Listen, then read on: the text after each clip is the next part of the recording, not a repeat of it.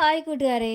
അപ്പോൾ നമ്മൾ മിക്കവരും എന്ത് ചെയ്യും, ഇതുപോലുള്ള പ്ലാസ്റ്റിക് ബോട്ടിൽ വെള്ളമൊക്കെ കൊണ്ടുപോയി ജോലിക്കൊക്കെ പോകുന്നവരായാലും കുട്ടികൾക്ക് സ്കൂളിൽ കൊടുത്ത് വിടാനായാലും നമ്മൾ ഉപയോഗിക്കുന്നവരാണ്. അപ്പോൾ നമ്മൾ നോർമലി എന്നും കഴുകുന്ന പോലെ ജസ്റ്റ് ലിക്വിഡ് ഒഴിക്കുക, കഴുകുക, അങ്ങനെയാണ് നമ്മൾ ഉപയോഗിക്കുക.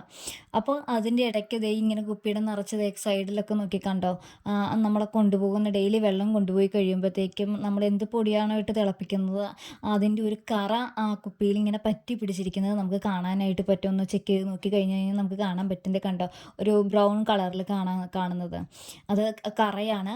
അപ്പോൾ നമ്മളത് കാര്യാക്കാറില്ല, നമ്മൾ വീണ്ടും വീണ്ടും അത് ഉപയോഗിച്ചുകൊണ്ടേയിരിക്കും.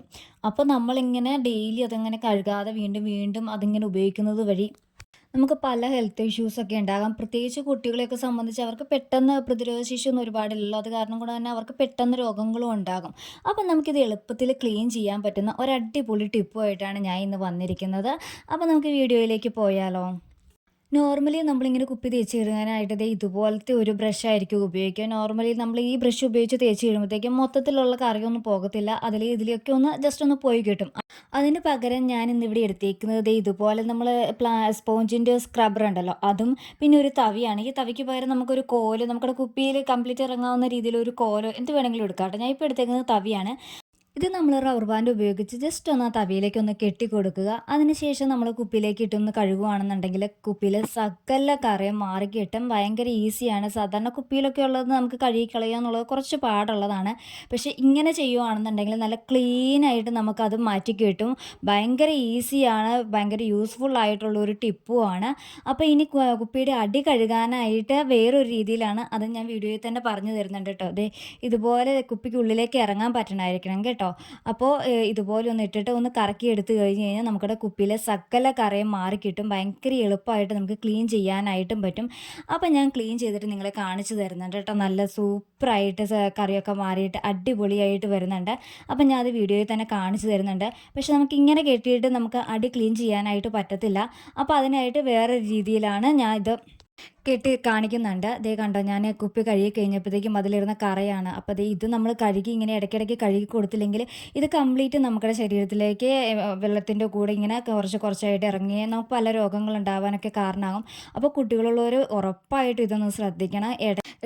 ആഴ്ചയിലൊരു ഒരു ദിവസമോ അല്ലെങ്കിൽ 2 ആഴ്ച കൂടുമ്പോഴോ എങ്കിലും നമ്മൾ കുപ്പി ഇതുപോലെ ഒന്ന് കഴുകി കൊടുക്കണം. ഇനി ഞാൻ പറഞ്ഞില്ല, അടി കഴുകാനായിട്ട് ഞാൻ വീണ്ടും റബ്ബർ ബാൻഡ് അഴിച്ചിട്ട് ദേ ഇതുപോലെ ഒന്ന് കെട്ടി കൊടുക്കുന്നുണ്ട്. അത് ഇങ്ങനെ കെട്ടി കൊടുത്ത് കഴിയുമ്പോഴത്തേക്കും നമുക്ക് അടിയിൽ, ബോട്ടിലിൻ്റെ അടിയിൽ നല്ല നീറ്റായിട്ട് കഴുകിയെടുക്കാനായിട്ട് പറ്റും. മറ്റേ പോലെ കെട്ടിയ അടി ക്ലീൻ ആവത്തില്ല.